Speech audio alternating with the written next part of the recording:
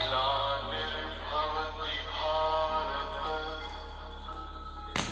अभ्युत्थानम् अधर्मस्य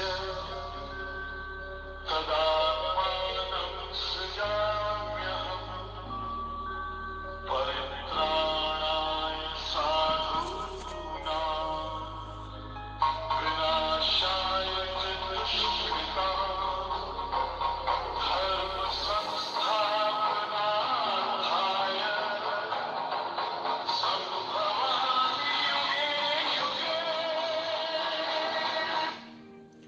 ಶುಭೋದಯ. ರಾಮಕೃಷ್ಣಯ್ಯ ಮಧ್ಯಗ್ರಾಮ. ಶ್ರೀಕೃಷ್ಣ ಪರಮಾತ್ಮನ ಭಗವಂತನ ವಾಣಿಯನ್ನು ನಾವು ಪ್ರತಿದಿನ ಆಲಿಸ್ತಾ ಇದ್ದರೆ, ಕೇಳ್ತಾ ಇದ್ದರೆ, ಆ ಶಂಖದ ಧ್ವನಿ, ಆ ಒಂದು ಶ್ಲೋಕಗಳ ಅರ್ಥ, ಪೂರ್ಣ ಅರ್ಥ ಆಗಿಲ್ಲ ಅಂದರೂ ಪರವಾಗಿಲ್ಲ, ಸ್ವಲ್ಪ ಮಟ್ಟಿಗೆ ಆದರೂ ಕೇಳುವ ಇಚ್ಛೆ ಇದ್ದರೆ ಅವರಿಗೆ 100 ಗುಡಿ ದೇವಸ್ಥಾನಗಳಿಗೆ ಹೋದಷ್ಟು ಫಲ ಸಿಗ್ತದೆ ಅಂತ ಹೇಳಿ. ಆದ್ದರಿಂದ ನಾವು ಬೇರೆ ಏನು ಎಲ್ಲ ದೇವಸ್ಥಾನಗಳಿಗೆ ಹೋಗಿ ನಾವು ಸುತ್ತೋರಲ್ಲ, ಮಂತ್ರಗಳು ಘೋಷಗಳು ಇವೆಲ್ಲ ನಮಗೆ ಅಷ್ಟಾಗಿ ತಿಳಿದಿಲ್ಲ.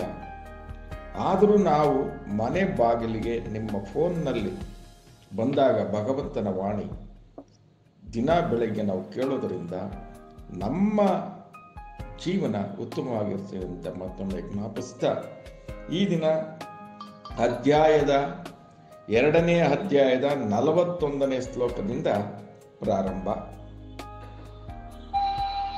ವ್ಯವಸಾಯಾತ್ಮಿಕಾ ಬುದ್ಧಿ ಏಕೇಹ ಗುರುನಂದನ ಬಹುಶಾಖಾಹ್ಯನಂತಾಶ್ಚ ಬುದ್ಧಯೋ ವ್ಯವಸಾಯಿನಾಂ. ಈ ಮಾರ್ಗದಲ್ಲಿ ಇರುವವರು ದೃಢ ಸಂಕಲ್ಪ ಹೊಂದಿರುತ್ತಾರೆ ಮತ್ತು ಅವರಿಗೆ ಒಂದೇ ಗುರಿ, ಪ್ರೀತಿಯ ಕರುನಂದನನೇ. ನಿಶ್ಚಯ ಸ್ವಭಾವವಿಲ್ಲದವರ ಬುದ್ಧಿಗೆ ಅನೇಕ ಶಾಖೆಗಳಿರುತ್ತವೆ.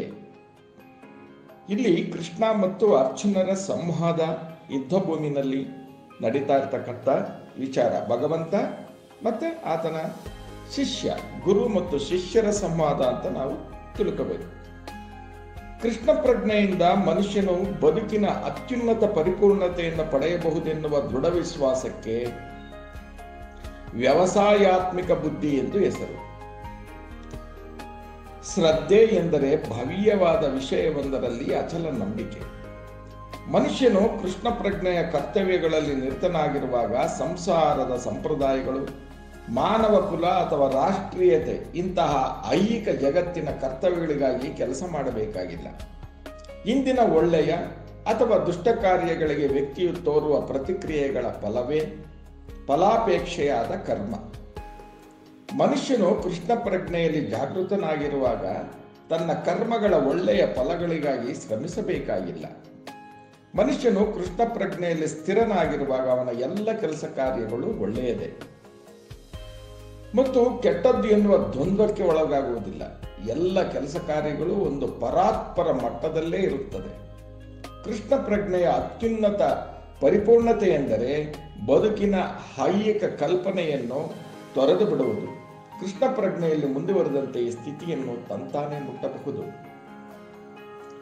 ಹೀಗೆ ಪ್ರತಿಯೊಂದರಲ್ಲೂ ಕೃಷ್ಣ ಪ್ರಜ್ಞೆಯಲ್ಲಿ ನೆಲೆಸಿದವನ ದೃಢ ಸಂಕಲ್ಪವೇ ಜ್ಞಾನವೇ ಆಧಾರ. ವಾಸುದೇವ ಸರ್ವಂ ಇತಿ ಸ ಮಹಾತ್ಮಸೋ ದುರ್ಲಭ ಅಂತ. ಕೃಷ್ಣ ಪ್ರಜ್ಞೆಯಲ್ಲಿರುವ ಮನುಷ್ಯನೆಂದರೆ ವಾಸುದೇವ, ಕೃಷ್ಣ. ಎಲ್ಲ ವ್ಯಕ್ತ ಕಾರಣಗಳಿಗೂ ತಾಯಿ ಬೇರು ಎಂದು ಸಂಪೂರ್ಣವಾಗಿ ಅರಿತಿರುವ ದುರ್ನಾಭದ ಒಳ್ಳೆಯ ಆತ್ಮ. ಮರದ ಬೇರಿಗೆ ನೀರೆರೆದರೆ ತಾನಾಗಿಯೇ ಎಲೆಗಳಿಗೂ ಕೊಂಬೆಗಳಿಗೂ ನೀರು ಲಭ್ಯವಾಗುವಂತೆ ಕೃಷ್ಣ ಪ್ರಜ್ಞೆಯಿಂದ ಕೆಲಸ ಮಾಡುವುದರಿಂದ ಮನುಷ್ಯನು ತನಗೂ, ಸಂಸಾರಕ್ಕೂ, ಸಮಾಜಕ್ಕೂ, ದೇಶಕ್ಕೂ, ಮಾನವ ಕುಲಕ್ಕೂ ಎಲ್ಲರಿಗೂ ಅತ್ಯುನ್ನತ ಸೇವೆಯನ್ನ ಸಲ್ಲಿಸಬಹುದು. ಮನುಷ್ಯನ ಕಾರ್ಯದಿಂದ ಕೃಷ್ಣನಿಗೆ ತೃಪ್ತಿಯಾದರೆ ಎಲ್ಲರಿಗೂ ತೃಪ್ತಿ ಆಗ್ತದೆ. ನೋಡಿ ಎಷ್ಟು ಅದ್ಭುತವಾಗಿದೆ. ಒಂದು ಆಲದ ಮರದ ಬೇರಿಗೆ ಅಥವಾ ಯಾವುದೇ ಒಂದು ಮರದ ಬೇರಿಗೆ ನಾವು ಹಾಕಿದಾಗ ಅದು ಎಲ್ಲದಕ್ಕೂ ಹೋಗುತ್ತೆ. ಹೂವು, ಹಣ್ಣು, ಕಾಯಿ ಎಲ್ಲದಕ್ಕೂ ಹೋಗಿ ಅದು ಮುಂದಿನ ಅಭಿವೃದ್ಧಿಗೊಳ್ತದಲ್ವಾ. ಆ ರೀತಿ ಕೃಷ್ಣನ ಸೇವೆ, ಕೃಷ್ಣನನ್ನು ನೆನೆಸ್ಕೊಂಡ್ರೆ ನಮ್ಮ ಕುಟುಂಬ ಜೊತೆಗೆ ನೆಂಟರು ಎಲ್ಲರಿಗೂ ಕೂಡ ಶ್ರೇಯಸ್ಸು ಲಭ್ಯ ಆಗ್ತದೆ ಅಂತಕ್ಕಂಥ ವಿಚಾರ ಈ ಶ್ಲೋಕಗಳಲ್ಲಿ ಅಡಗಿದೆ. ಯಾಮಿಮಾಂ ಪುಷ್ಪಿತಾಂ ವಾಚಂ ಪ್ರಮದಂಚ ವಿಪಶ್ಚಿನಃ ವೇದವಾದರತಾಂ ಪಾರ್ಥ ನಾಮ್ಯದಂತಿ ವಿವಾದಿನಃ ಕಾಮಾತ್ಮಾನಃ ಸ್ವರ್ಗಪರಾಃ ಜನ್ಮ ಕರ್ಮ ಫಲಪ್ರದಾ ಕ್ರಿಯಾ ವಿಶೇಷ ಬಹುನಾಂ ಕ್ರೋಧೇಶ್ವರ್ಯಗತಿಂ ಪ್ರತಿ. ಅಲ್ಪಜ್ಞಾನಿಗಳಾದವರು ವೇದಗಳಲ್ಲಿನ ಅಲಂಕಾರದ ಮಾತುಗಳಿಗೆ ಮೋಹಗೊಳ್ಳುತ್ತಾರೆ. ನೋಡಿ, ಅಲ್ಪಜ್ಞಾನಿಗಳಾದವರು ಈ ವೇದಗಳ ಅಲಂಕಾರ ಇದೆಯಲ್ಲ, ಅಲ್ಲಿ ಮುಂದೆ ನಿಮ್ಗೆ ಹೇಳ್ತೀನಿ, ಆ ಯಜ್ಞ ಯಾಗಾದಿಗಳು ಮಾಡುವಾಗ ಪಶುಗಳು ಅವು ಇವೆಲ್ಲ ಕಡಿದು ಮದ್ಯಪಾನ ಇಂಥವು, ಇದಕ್ಕೆ ಮೋಹಗೊಳ್ಳುತ್ತಾರೆ. ಈ ಮಾತುಗಳು ಸ್ವರ್ಗಲೋಕಗಳ ಪ್ರಾಪ್ತಿ, ಒಳ್ಳೆಯ ಜನ್ಮ, ಅಧಿಕಾರ ಮೊದಲಾದವುಗಳಿಗಾಗಿ ಹಲವಾರು ಕಾಮ್ಯ ಕರ್ಮಗಳನ್ನು ಪ್ರಶಂಸಿಸಿ ಹೇಳುತ್ತವೆ. ಇಂದ್ರಿಯ ತೃಪ್ತಿ ಮತ್ತು ಭೋಗ ಜೀವನಗಳನ್ನು ಬಯಸಿ ಇವಕ್ಕಿಂತ ಉತ್ತಮವಾದದ್ದು ಏನೂ ಇಲ್ಲ ಎಂದು ಅವರು ಹೇಳುತ್ತಾರೆ. ಇದರ ಭಾವಾರ್ಥವನ್ನು ನಾವು ನೋಡುವುದಾದರೆ, ಸಾಮಾನ್ಯವಾಗಿ ಜನರಿಗೆ ಬುದ್ಧಿ ಕಡಿಮೆ. ತಮ್ಮ ಅಜ್ಞಾನದಿಂದಾಗಿ ಅವರು ವೇದಗಳ ಕರ್ಮಕಾಂಡ ಭಾಗಗಳಲ್ಲಿ ಹೊಗಳಿರುವ ಫಲಾಕಾಂಕ್ಷಿ ಕರ್ಮಗಳಲ್ಲಿ ಆಸಕ್ತರಾಗುತ್ತಾರೆ. ಸ್ವರ್ಗದಲ್ಲಿ ಮಧುಪಾನ, ಸ್ತ್ರೀ ಸುಖಗಳಿಗೆ ಪರಮಾವಕಾಶ, ಪ್ರಾಪಂಚಿಕ ವೈಭವವು ಸರ್ವೇ ಸಾಮಾನ್ಯವಾದದ್ದು. ಅಜ್ಞಾನಿಗಳಿಗೆ ಸ್ವರ್ಗದಲ್ಲಿ ಭೋಗ ಜೀವನದಿಂದ ಇಂದ್ರಿಯ ತೃಪ್ತಿ ಪಡೆಯುವ ಸಲಹೆಗಳಿಗಿಂತ ಬೇರೇನೂ ಬೇಡ. ವೇದಗಳಲ್ಲಿ ಸ್ವರ್ಗಲೋಕಗಳನ್ನು ಸೇರಲು ಹಲವು ಯಾಗಗಳನ್ನು, ಮುಖ್ಯವಾಗಿ ಜ್ಯೋತಿಷ್ಠೋಮ ಯಾಗಗಳನ್ನು ಹೇಳಿದೆ. ಸ್ವರ್ಗಲೋಕಕ್ಕೆ ಏರಬೇಕೆಂದು ಬಯಸುವ ಯಾರೇ ಆಗಲಿ ಈ ಯಾಗಗಳನ್ನು ಮಾಡಬೇಕೆಂದು ಹೇಳಿದೆ. ಅಲ್ಪಜ್ಞಾನಿಗಳು ವೇದಜ್ಞಾನದ ಸಂಪೂರ್ಣ ಗುರಿಯೇ ಇದು ಎಂದು ಭಾವಿಸಿಕೊಂಡು ಬಿಟ್ಟಿದ್ದಾರೆ. ಇಂತಹ ಅನನುಭವಿಗಳಿಗೆ ಕೃಷ್ಣ ಪ್ರಜ್ಞೆಯ ದೃಢ ಕಾರ್ಯದಲ್ಲಿ ನೆಲೆಸುವುದು ಬಹಳ ಕಷ್ಟ. ಮೂರ್ಖರು ಇಂತಹ ಆಕರ್ಷಣೆಯ ಪರಿಣಾಮವೇನೆಂದು ತಿಳಿಯದೆ ವಿಷವೃಕ್ಷಗಳ ಹೂವುಗಳಿಂದ ಆಕರ್ಷಿತರಾಗುತ್ತಾರೆ. ಅಜ್ಞಾನಿಗಳು ಇದೇ ರೀತಿ ಸ್ವರ್ಗದ ವೈಭವ ಮತ್ತು ಇಂದ್ರಿಯ ಭೋಗಗಳಿಂದ ಆಕರ್ಷಿತರಾಗುತ್ತಾರೆ. ನೋಡಿ, ವೇದಗಳ ಕರ್ಮಕಾಂಡ ಭಾಗದಲ್ಲಿ ಅಪಾಮ ಸೋಮಂ ಅಮೃತ ಅಭುಮ ಎಂದು ಅಕ್ಷಯ್ಯಂ ಹಾ ವೈ ಚಾತುರ್ಮಾಸ ಯಾಸಿನಃ ಸುಕೃತಂ ಭವತಿ ಎಂದು ಹೇಳಿದೆ. ಎಂದರೆ ಚಾತುರ್ಮಾಸದ ವಿಧಿಗಳನ್ನು ಆಚರಿಸುವವರು ಅಮರರಾಗಲು, ಎಂದೆಂದೂ ಸುಖವಾಗಿರಲು, ಸೋಮರಸಪಾನ ಮಾಡಲು ಅರ್ಹತೆಯನ್ನು ಪಡೆದಿರುತ್ತಾರೆ. ಈ ಭೂಮಿಯ ಮೇಲಿರುವಾಗಲೇ ಬಲಶಾಲಿಗಳಾಗಿ ಇಂದ್ರಿಯ ಭೋಗಗಳನ್ನು ಸವಿಯಲು ಸಮರ್ಥರಾಗಲು ಸೋಮರಸವನ್ನು ಪಾನ ಮಾಡಲು ಕೆಲವರು ತವಕ ಪಡುತ್ತಾರೆ. ಇಂತಹ ವ್ಯಕ್ತಿಗಳಿಗೆ ಪ್ರಾಪಂಚಿಕ ಬಂಧನಗಳಿಂದ ಮುಕ್ತಿ ಪಡೆಯುವುದರಲ್ಲಿ ನಂಬಿಕೆ ಇಲ್ಲ. ಅವರಿಗೆ ವೇದಗಳಲ್ಲಿ ಹೇಳಿರುವ ಯಜ್ಞಗಳ ವೈಭವಯುಕ್ತ ವಿಧಿಗಳಲ್ಲೇ ಮೋಹ. ಸಾಮಾನ್ಯವಾಗಿ ಅವರು ಇಂದ್ರಿಯ ಭೋಗಾಸ್ತರೋ. ಸೊ ಹೀಗೆ ಯಾವುದು ನೋಡಿ, ಈಗ ಎಲ್ಲ ಇಂದ್ರಲೋಕದಲ್ಲಿರ್ತಕ್ಕಂಥವರೆಲ್ಲ ಸುರಪಾನ ಕುಡಿದು ಅವರಿಗೆ ಎಲ್ಲ ರೀತಿನಲ್ಲೂ ಸ್ತ್ರೀ ಸೌಖ್ಯ, ಅದಕ್ಕೋಸ್ಕರ ಆ ಥರ ಪಟ್ಕೊಂಡು ಇರ್ತಕ್ಕಂಥ ವೈಭವವನ್ನೇ ಜನರು ಇವತ್ತು ಆಸೆ ಪಡ್ತಾರೆ. ಇವತ್ತು ನೋಡಿ, ನಾವೇನಾದ್ರು ಮದ್ಯಪಾನ, ಲಿಕ್ಕರ್ ಒಂದು ದಿನ ಬ್ಯಾನ್, ಎಲೆಕ್ಷನ್, ಇನ್ನೊಂದಂದಾಗ ಎಷ್ಟು ಜನ ಆತರಿತಿರ್ತಾರೆ. ಹಾಗೆ ಹೆಚ್ಚು ಮದ್ಯಪಾನ ಮತ್ತು ಸ್ತ್ರೀ ಸೌಖ್ಯಕ್ಕಾಗಿ ಆಸೆ ಪಡ್ತಕ್ಕಂಥ ಜನಗಳೇ ಪುರುಷರು ಅಧಿಕವಾಗಿದ್ದಾರೆ ಅಂತಕ್ಕಂಥ ವಿಚಾರ ಈ ಶ್ಲೋಕಗಳಲ್ಲಿ ಕೂಡ ಅಡಗಿದೆ.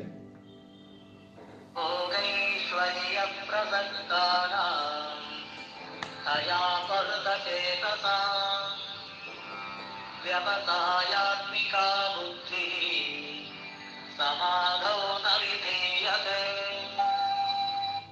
ಭೋಗ ಮತ್ತು ಪ್ರಾಪಂಚಿಕ ಸಂಪತ್ತಿಗೆ ಅತಿಯಾಗಿ ಅಂಟಿಕೊಂಡವರಲ್ಲಿ ಮತ್ತು ಇಂತಹ ವಿಷಯಗಳಿಂದ ಚಿತ್ತಭ್ರಮಣೆಯಾದವರಲ್ಲಿ ಭಗವಂತನ ಭಕ್ತಿ ಸೇವೆಗಾಗಿ ದೃಢ ಸಂಕಲ್ಪವೂ ಇರುವುದಿಲ್ಲ. ಸಮಾಧಿ ಎಂದರೆ ಅಚಲ ಮನಸ್ಸು. ವೇದದ ನಿಘಂಟಾದ ನಿರುಕ್ತಿಯು ಸಮ್ಯಕ್ ಹದಿಯೇತೇಸ್ಮಿನ್ ಆತ್ಮತತ್ವ ಯಥಾತ್ಮಂ ಎಂದು ಹೇಳುತ್ತದೆ. ಈಗೆಂದರೆ ಆತ್ಮದ ಅರಿವಿಗಾಗಿ ಮನಸ್ಸು ಸ್ಥಿರವಾದಾಗ ಇದಕ್ಕೆ ಸಮಾಧಿ ಎಂದು ಹೆಸರು. ಐಹಿಕ ಇಂದ್ರಿಯ ಸುಖದಲ್ಲಿ ಆಸಕ್ತರಾದವರಿಗೆ ಸಮಾಧಿಯು ಸಾಧ್ಯವೇ ಇಲ್ಲ. ಇಂತಹ ಕ್ಷಣಿಕ ವಿಷಯಗಳಿಂದ ಗೊಂದಲಕ್ಕೊಳಗಾಗುವವರಿಗೆ ಇದು ಸಾಧ್ಯವಿಲ್ಲ. ಇವರು ಭೌತಿಕ ಶಕ್ತಿಯ ಪ್ರಕ್ರಿಯೆಯಿಂದ ಸ್ವಲ್ಪ ಹೆಚ್ಚು ಕಡಿಮೆ ಶಿಕ್ಷೆಗೆ ಗುರಿಯಾಗ್ತಕ್ಕಂಥವರೇ ಅಂತ ಹೇಳಿ ಈ ಶ್ಲೋಕದ ಅರ್ಥ. ತ್ರೈಗುಣ್ಯ ವಿಷಯ ವೇದಾಃ ನಿಸ್ತ್ರೈಗುಣ್ಯೋ ಭವಾರ್ಜುನ ವಿದ್ವಂದ್ವೋ ನಿತ್ಯಸತ್ತ್ವಸ್ಥಃ ಯೋಗಕ್ಷೇಮ ಆತ್ಮವಾನ್. ವೇದಗಳು ಬಹುಮಟ್ಟಿಗೆ ತ್ರೈಗುಣ್ಯದ ವಿಷಯವನ್ನ ಹೇಳುತ್ತವೆ. ಅರ್ಜುನ, ನೀನು ತ್ರೈಗುಣ್ಯಗಳನ್ನು ಮೀರಿದವನಾಗು, ಎಲ್ಲ ದ್ವಂದ್ವಗಳಿಂದ ಮುಕ್ತನಾಗಿರು, ಲಾಭ ಮತ್ತು ಯೋಗಕ್ಷೇಮಗಳನ್ನು ಕುರಿತು ಚಿಂತೆ ಇಲ್ಲದವನಾಗು, ಆತ್ಮದಲ್ಲಿ ನಿಷ್ಠನಾಗು ಅಂತ ಹೇಳಿ ಅರ್ಜುನನಿಗೆ ಶ್ರೀಕೃಷ್ಣ ಪರಮಾತ್ಮ ಬೋಧನೆ.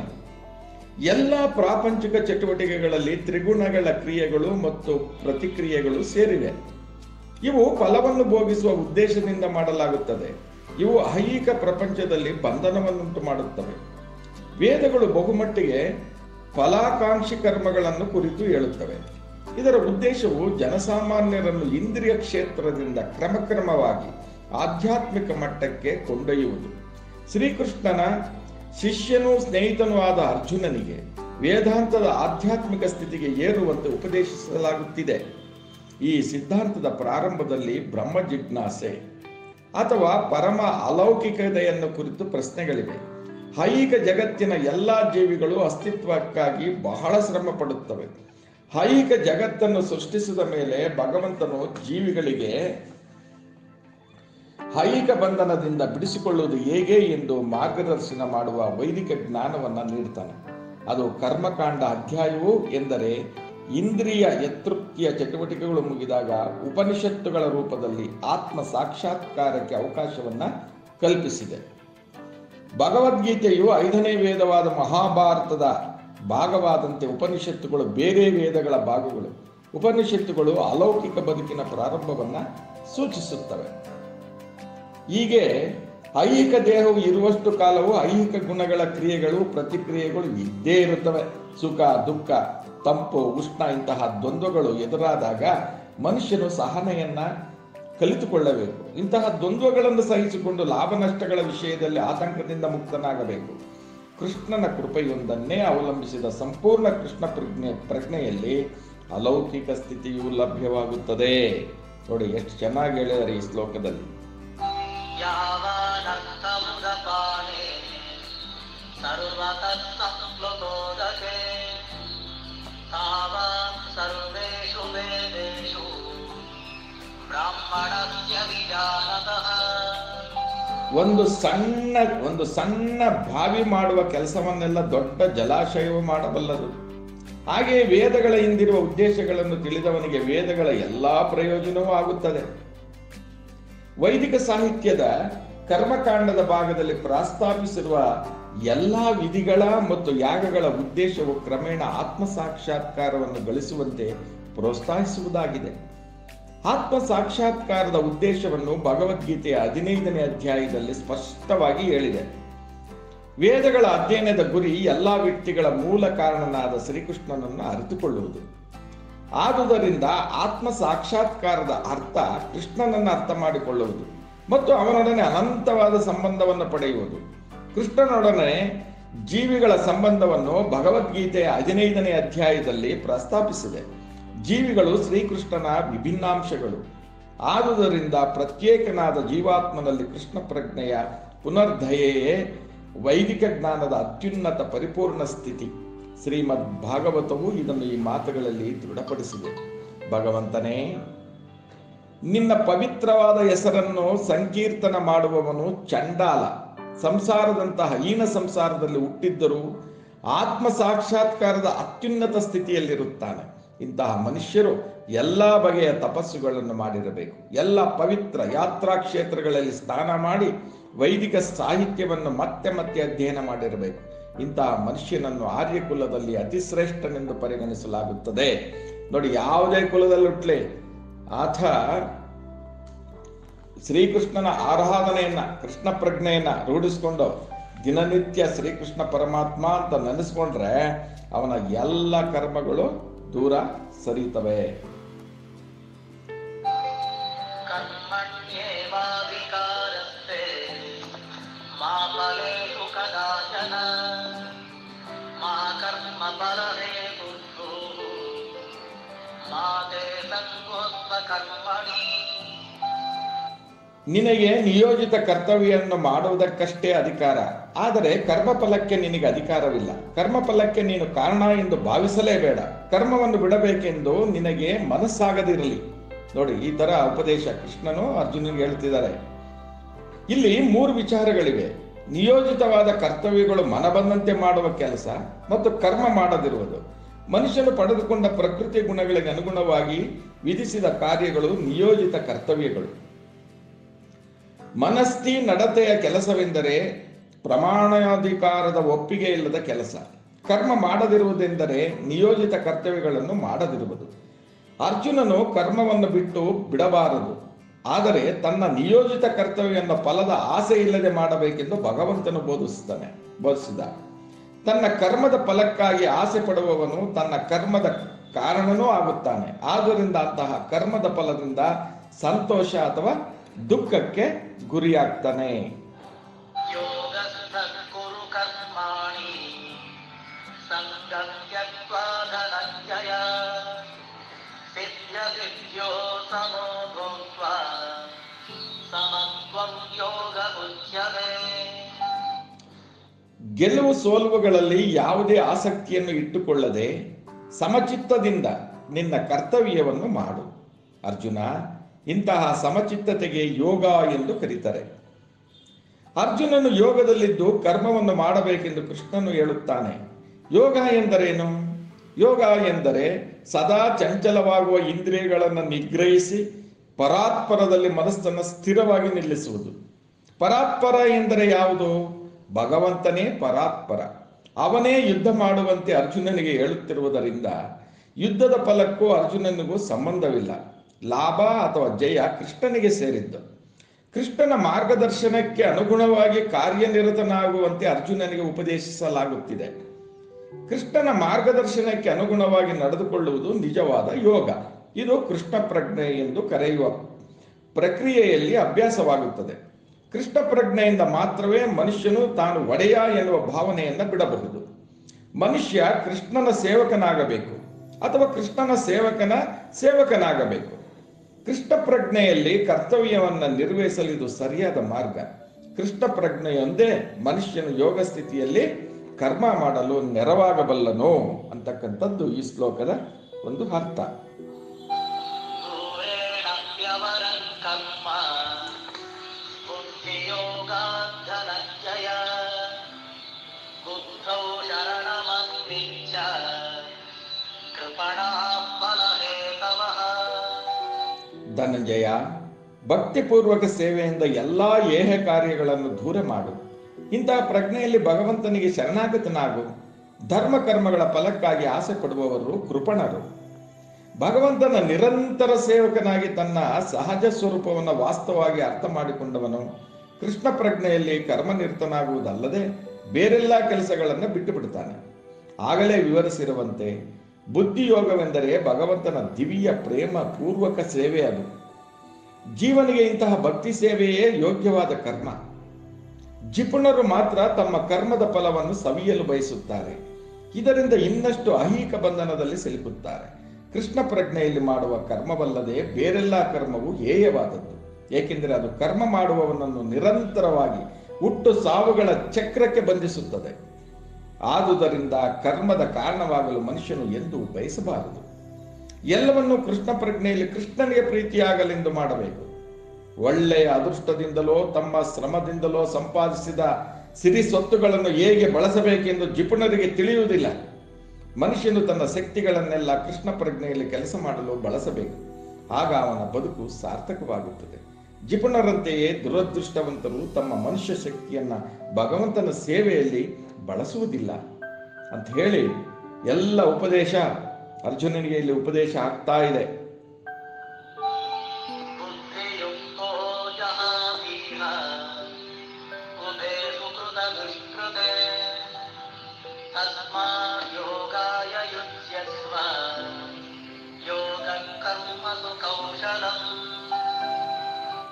ಭಕ್ತಿ ಸೇವೆಯಲ್ಲಿ ನಿರತನಾದವನು ಈ ಜನ್ಮದಲ್ಲಿಯೇ ಸುಕೃತ ದುಷ್ಕೃತ್ಯಗಳನ್ನು ದೂರ ಮಾಡುತ್ತಾನೆ. ಆದುದರಿಂದ ಯೋಗವನ್ನು ಪಡೆಯಲು ಶ್ರಮಿಸು, ಅದೇ ಕರ್ಮ ಕೌಶಲ.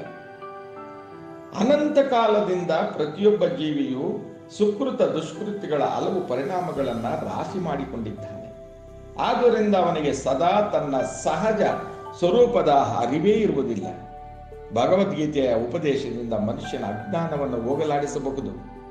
ಎಲ್ಲ ರೀತಿಗಳಲ್ಲಿ ಶ್ರೀಕೃಷ್ಣನಿಗೆ ಶರಣಾಗತನಾಗಿ ಜನ್ಮ ಜನ್ಮಾಂತರಗಳಲ್ಲಿ ಕ್ರಿಯೆ ಪ್ರತಿಕ್ರಿಯೆಗಳ ಬಂಧನದ ಯಾತನೆಯಿಂದ ಮುಕ್ತಿ ಸಾಧಿಸುವುದನ್ನು ಭಗವದ್ಗೀತೆಯು ಬೋಧಿಸುತ್ತದೆ.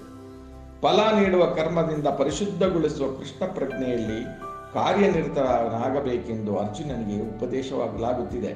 ಇಲ್ಲಿ ಅರ್ಜುನ ತನ್ನ ಲೌಕಿಕ ಸುಖದಲ್ಲೇ ಇದ್ದಾನೆ ಇನ್ನು. ಆದ್ದರಿಂದ ಆ ಲೌಕಿಕ ಸುಖ ಬಿಟ್ಟು ಬೇರೆ ಕಡೆ ಬರಲಿಕ್ಕೆ ಆತನಿಗೆ ಆಗ್ತಾ ಇಲ್ಲ. ಹಾಗಾಗಿ ಕೃಷ್ಣ, ನೋಡಪ್ಪ, ಇದೆಲ್ಲ ಇದ್ದದ್ದು ಎಲ್ಲ ನನ್ನ ಮೇಲೆ ಬಿಟ್ಬಿಡು, ನಿನ್ನ ಕರ್ತವ್ಯ ಏನಿದೆ, ನಾನೇನು ಹೇಳ್ತಾ ಇದ್ದೀನಿ ಅದನ್ನು ನೀನು ಮಾಡು ಅಂತಕ್ಕಂಥ ಉಪದೇಶ ಅರ್ಜುನನಿಗೆ ಈ ಶ್ಲೋಕಗಳಲ್ಲಿ ಆಗ್ತಾ ಇದೆ. ಅದನ್ನು ಪ್ರತಿಯೊಬ್ಬರು ಮನನ ಮಾಡ್ಕೋಬೇಕು. ಎಷ್ಟಾಗ್ತದೋ ಅಷ್ಟು ಅರ್ಥ ಮಾಡ್ಕೊಂಡ್ರೆ ತುಂಬ ಒಳ್ಳೆಯದು.